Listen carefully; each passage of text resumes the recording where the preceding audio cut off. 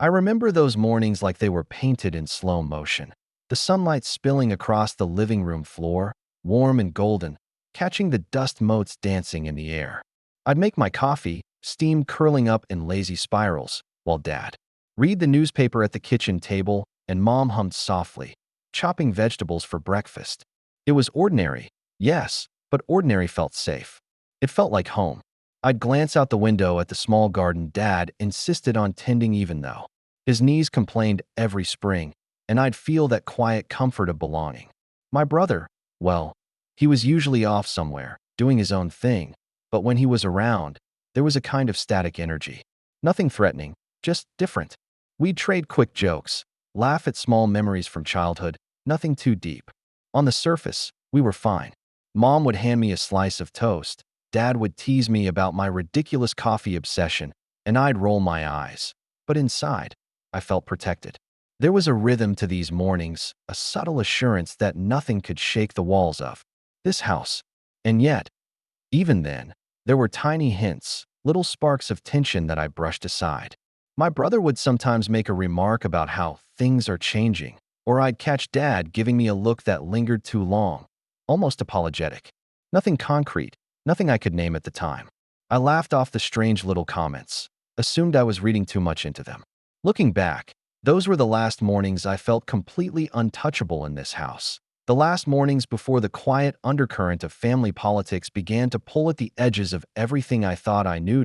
It happened one quiet evening. The kind where the house was unusually still, and I was curled up on the couch scrolling through my phone when Dad dropped it. Out of nowhere, with this casual tone that made my chest tighten, he said, "Your brother's coming with the kids to live here, so you need to leave." At first, I laughed. I mean, how could I not? The absurdity of it hit me like a punchline, even as a knot began to form in my stomach. I laughed because the alternative, letting myself feel the betrayal, the shock, was unbearable. But inside, I was screaming, "What do you mean I have to leave? This is my home." My mind raced, trying to make sense of it, searching for some invisible asterisk, some detail I'd missed. Flashbacks hit me in waves, the last time my brother had visited, the sly comments about how he was doing better or how things were different now. I had dismissed them, laughed them off, and now they felt like tiny, cruel warnings I'd ignored. I remember staring at Dad, trying to read his face, searching for a hint that it was a joke, some cruel misunderstanding. But there was nothing, just the quiet finality of his words, settling in the air like dust that refuses to be shaken off. I kept laughing, longer than I should have, and Mom just looked away, her hands folded over the counter, avoiding my gaze. The house that had felt so safe, so untouchable just days ago, suddenly felt foreign, like a stage I no longer belonged on. I sat there, coffee forgotten on the table, my heartbeat loud in the silence, realizing that everything was about to change. After the announcement, my mind refused to accept it. I kept telling myself it was a joke, that Dad would laugh and say, "Just kidding," and everything would go back to normal. I replayed the conversation over and over, searching for some hidden meaning, some tiny clue that I'd misheard. Maybe it wasn't permanent. Maybe my brother was only coming for a week or two. I clung to these possibilities like a life raft. I remembered small moments from the past, my brother visiting for holidays, Dad talking about family changes, and convinced myself that none of it meant I had to leave. It was denial at its rawest, clinging to the familiar in a world that suddenly felt alien. But even as I tried to reason it away, little pangs of doubt pierced through. I remembered the way Mom had looked at me during the conversation, eyes slightly downcast, and Dad's tone that had carried a strange, final weight. I shoved those feelings aside, telling myself I was overreacting, that they wouldn't really ask me to leave the home I'd lived in my whole life. I went through the motions, packing a small bag just in case, staring out the window for hours, imagining leaving. But my heart refused to believe this was really happening. Every familiar corner of the house seemed to whisper at me now, a subtle reminder that nothing would ever feel the same again. The denial kept me afloat, but beneath it, a quiet, gnawing sense of displacement was beginning to take root. When I wasn't ready to confront why the next morning, denial had started to crumble, leaving me alone with a storm of emotions I couldn't ignore. Anger, hurt, confusion, all tangled together, spinning in my chest like a cyclone. I found myself pacing the living room, staring at the walls that had always felt like protection, now feeling like they were closing in. Why me? I kept asking myself. Why am I suddenly the one being pushed aside? Did I do something wrong? The questions didn't have answers, and that made the ache worse. Flashbacks hit hard. The nights I stayed up helping my parents with bills. The birthdays I sacrificed to make sure the family could celebrate. The times I quietly handled problems so no one else had to worry. I had always thought that meant something. Now, it felt meaningless. My brother, who had often been careless and self-absorbed, was suddenly welcomed with open arms, while I was cast aside like I didn't belong. I clenched my fists, staring at my reflection in the hallway mirror, my own face a stranger, a mix of disbelief, hurt, and simmering fury. I thought about confronting them, about demanding answers, but even that felt impossible. How do you argue with your parents when their decision feels absolute? I sank onto the couch, letting the silence press down on me, and for the first time, the house felt cold, foreign, unwelcoming. The calm that had wrapped around me like a blanket for years was gone, replaced by a raw, aching awareness that my place in this family had shifted in a heartbeat. After stewing in my own thoughts for hours, I knew I had to try, had to confront them, even if my voice trembled or my heart felt like it was being squeezed. I found Dad in the living room, flipping through his newspaper like nothing had happened, and Mom in the kitchen, her hands busy with dishes but her eyes avoiding mine. I took a deep breath, trying to steady the storm inside me. "Can we talk?" I asked, my voice quieter than I wanted it to be. There was a pause, that awkward stretch of silence where words seemed both impossible and inevitable. I explained how I felt, hurt, confused, blindsided, trying to keep my emotions in check, but as I spoke, frustration bubbled up despite myself. I wanted answers. I needed to understand why my life and my home could be dismissed so casually. Dad shifted in his seat, Mom's hands stilled on the counter, and for a moment I thought maybe they'd hear me, maybe they'd see me. But the response was measured, polite, almost rehearsed. There was no apology, no acknowledgement of the pain my heart had been dragged through, just explanations that made sense to them and nothing else. I wanted to argue, to plead, but the words felt empty, ineffective, like throwing pebbles at a wall. By the end, the conversation left me more exhausted than relieved, and I realized that their decision wasn't open for debate. I walked away, heart heavy, mind racing, and the house that had once felt like a sanctuary now felt like a court, and I was both defendant and outsider, trapped in my own family. A few days later, the weight of it all finally hit me like a tidal wave. I couldn't hold it in anymore. The anger, the hurt, the humiliation. I remember sitting on my bed, the walls closing in, staring at the ceiling as my thoughts spiraled out of control. Every little memory flashed through my mind. The sacrifices I'd made, the nights I'd stayed up worrying about everyone else, the times I'd thought I was appreciated. And suddenly, it felt like none of it mattered. I slammed my fists against the mattress, the sound echoing in the silent room, and for the first time, I allowed myself to cry openly, unashamed of the rawness of it. My mind kept replaying Dad's words, Mom's avoidance, my brother's obliviousness, over and over. Like a broken record, I imagined leaving, packing my life into boxes, stepping out into a world that suddenly felt cold and unwelcoming. I thought about calling my friends, but even the idea felt futile. No one could truly understand the betrayal of a home turned against you. Flashbacks hit with brutal clarity. Last Sunday breakfasts, laughter in the kitchen, the warm sunlight. On the living room floor, it all felt like a dream, now tainted with the bitter taste of reality. And yet, even in the midst of the tears and the pounding heartbeat, a strange clarity began to form. I realized I couldn't let their decision define me, couldn't let this heartbreak consume the life I had built. The breaking point wasn't just pain.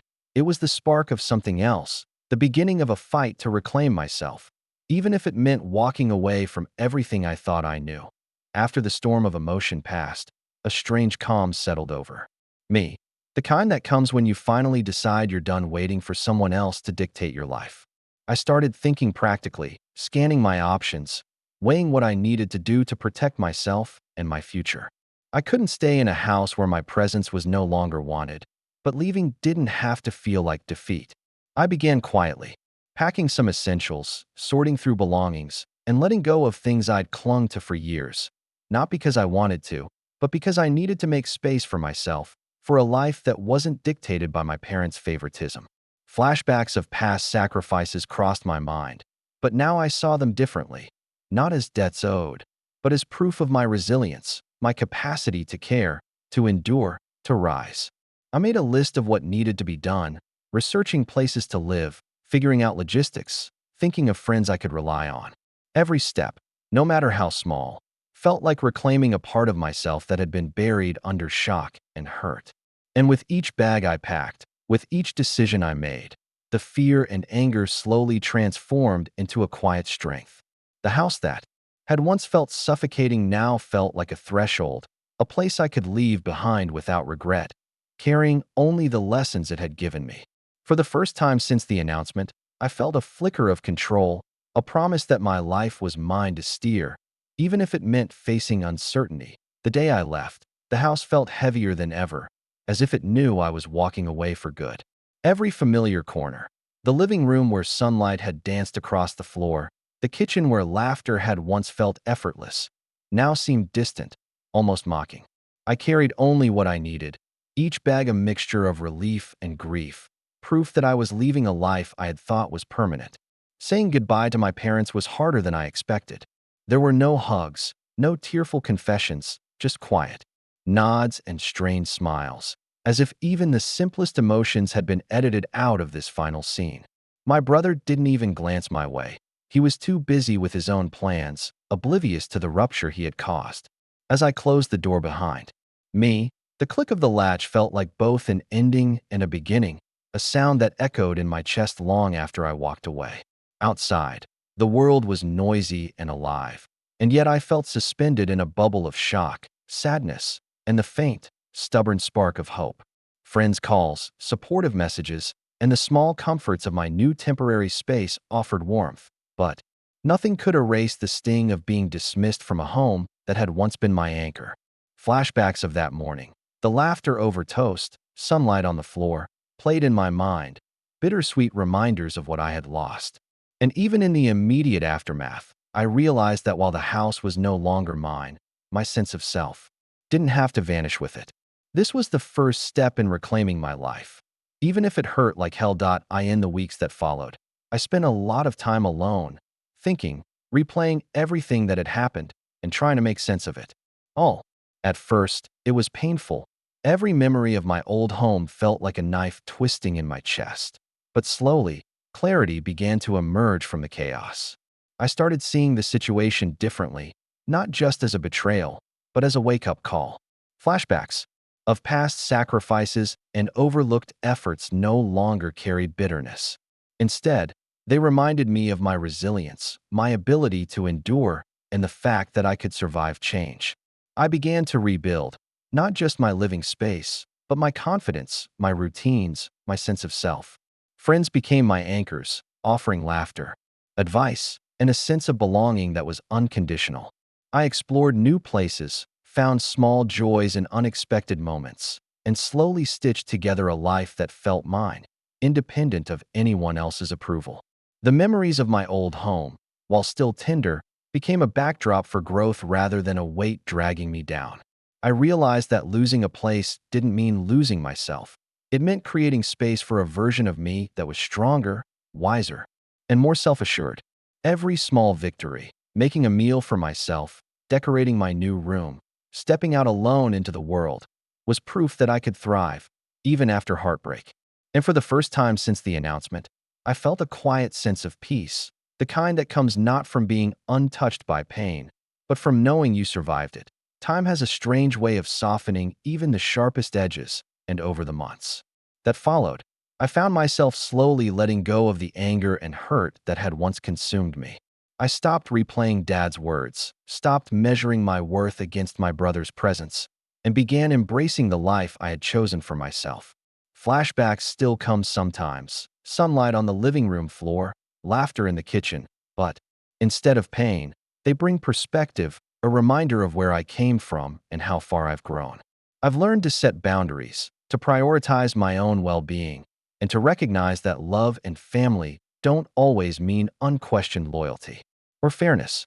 My relationships with friends, mentors, and even distant relatives have deepened, offering a sense of connection that is genuine and reciprocal. I've created a home filled with my own energy, my own rules, my own sense of belonging. And while I can't change the past or the choices others made, I can control how I move forward, how I carry myself, and how I allow myself to heal. Looking back, I laugh quietly to myself sometimes. Yes, I laughed the day they told me to leave, and now that laughter has taken on a new meaning: resilience, self-respect, and the understanding that no one can dictate my worth. I walk forward, with my head high, not because the past was easy, but because I survived it, and in surviving, I discovered a strength I never fully realized I had. She was hurt, too, caught in the middle of a war she hadn't asked for. I remember the way her voice trembled over the phone when she called, the quiet desperation behind her words. "I didn't ask him to do this," she whispered, almost breaking. I wanted to reach through the line and hold her, to tell her that my choice wasn't about rejecting her. It was about standing for what we both deserved. But even my own heart ached, knowing that my decision, principled as it was, had caused pain in the person I loved most. Flashbacks haunted me as I navigated those days. I remembered dinners where her father had laughed at my jokes, congratulated me on projects, moments that had once felt warm and genuine. Now, they seemed tainted, memories that mocked me for believing in them. Even friends weighed in, some supporting my decision, others questioning my stubbornness, adding a cacophony of voices to an already heavy storm. Visually, the tension unfolded everywhere, phone notifications stacking up like small landmines.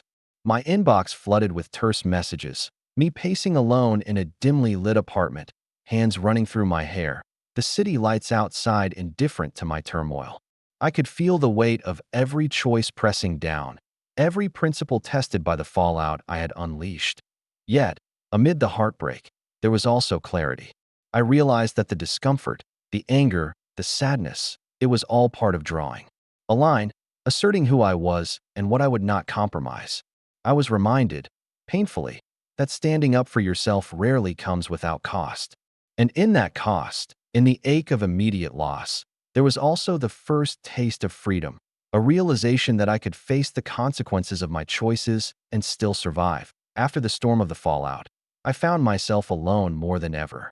The city kept moving outside my window, indifferent to the chaos in my heart, and at first, that indifference felt crushing. I spent hours replaying every moment, the conversations, the laughs, the ultimatums, searching for some hidden lesson, some way I could have avoided the pain. But slowly, in the quiet, I began to see things more clearly. That I realized that the heartbreak wasn't just about her father or the money. It was about boundaries, about knowing my worth and refusing to let someone else define it. Every sleepless night, every anxious thought, every pang of doubt had led me here, to a place where I could finally understand what mattered. Love wasn't a commodity, respect wasn't negotiable, and my integrity wasn't something I could sell, even to ensure a temporary peace. Flashbacks mingled with this clarity.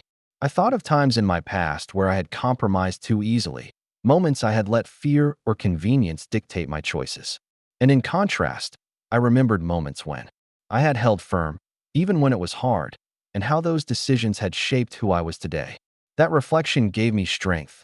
I saw that this choice, painful as it was, aligned with every principle I had ever tried to live by. Visually, the scene feels quiet but charged.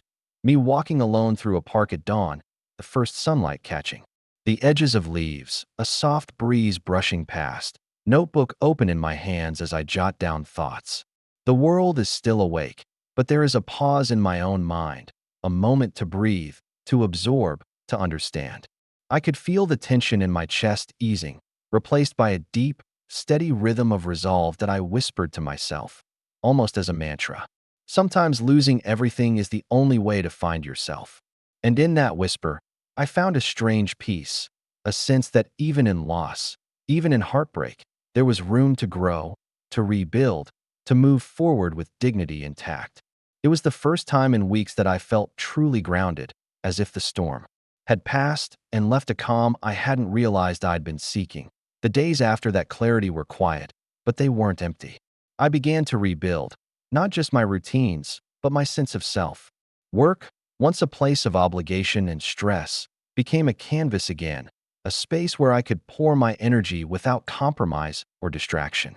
Every small victory, a project completed, a client satisfied, a personal goal achieved, felt amplified, like each step forward was reclaiming a piece of my life that had been overshadowed by conflict. That I also allowed myself to rediscover joy in ordinary moments.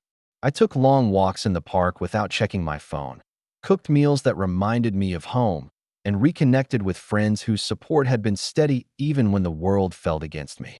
Those connections, untainted by drama or demands, reminded me that life could still be rich and meaningful, even without the easy shortcuts I had once sought. Flashbacks occasionally visited me, but instead of pain, they brought perspective. I remembered the nights we had laughed until our cheeks hurt, the quiet mornings sharing coffee, the dreams we had whispered to each other. Those memories no longer carried the sting of betrayal. They became reminders of what I valued and why. Standing firm had mattered. I didn't need validation from anyone else to honor the love we had shared. I only needed to remain true to myself. Visually, the scenes are small but powerful. Sunlight spilling into a tidy apartment as I make coffee. The rhythmic motion of pen on paper as I plan my day. The calm glow of a city skyline at dusk, signaling both endings and beginnings. Life wasn't perfect, but it was mine, unshackled by ultimatums or transactions, and gradually, I began to notice a quiet empowerment settling into my bones. Each choice I made without compromise, each boundary I enforced, became a testament to my resilience. I wasn't just surviving. I was reclaiming my agency, reminding myself that my worth wasn't dependent on anyone else's approval or wealth. The process was slow, sometimes painful, but undeniably transformative. I felt like a man rediscovering the ground beneath his feet, steady and strong, ready to face whatever came next. Time has a way of softening even the sharpest edges, and, over the weeks and months that followed, I began to feel the weight of the past lift. The shock, the anger, the heartbreak, they didn't vanish completely, but they became part of a larger story, a story about choices, integrity, and the boundaries I refused to cross. I started to see the situation not just as a loss, but as a turning point, a moment that had tested me and, ultimately, strengthened me. That I think about her sometimes, the love we shared, and I feel no regret. It wasn't about winning or losing. It was about holding on to the principles that define me. Love shouldn't come with a price tag, and life shouldn't force me to compromise my dignity for acceptance. Those truths became my compass, guiding me toward a future that I could build with honesty and clarity. Flashbacks linger occasionally. The laughter in the rain, the quiet nights on the balcony, the dreams we whispered to each other. But now, they feel like a gentle echo, a reminder of what was beautiful, not what was broken. I carry those memories with gratitude rather than pain, acknowledging the joy we had without letting it tether me to bitterness. Visually, the scene is serene and cinematic. Sunset over the city skyline, the warm glow reflecting on glass and steel. Me closing my laptop after a long day of work, taking a deep breath, and walking into the evening with quiet confidence. The soft murmur of life continuing around me, unhurried and steady. The world hasn't changed, but I have that I whisper to myself, almost as a quiet affirmation. I can't buy love. I won't compromise my life. I'll honor what was, but I won't let it define me. And in that statement, there's freedom, a freedom that comes not from avoidance, but from standing firm, from choosing integrity over convenience, and from understanding that moving forward doesn't mean forgetting. It means embracing life, fully, on my own terms, with strength, clarity, and the knowledge that I am enough.